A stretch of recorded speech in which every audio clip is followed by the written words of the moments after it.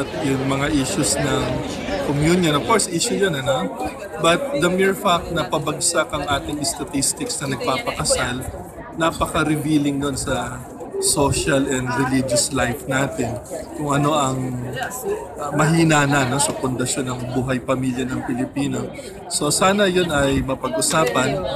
Bagamat we do not play down, no, yung issues ng communion to the married, acceptance ng same-sex union. No? Of course, lahat na yan, no, ay doctrinally hindi naman acceptable talaga.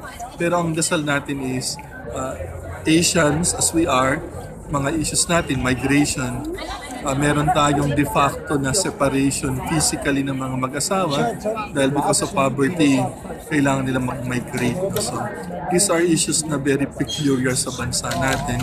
But, nonetheless, no, nakikisa tayo sa pagdarasal sa buong Synod Fathers sapagkat we understand na talagang may mga currents of thought, no, currents of thinking na medyo nagka-clash as of now, and we are praying na ang manaiga yung ebanghelyo ng Panginoon at hindi yung human respect lang na sinasabi natin.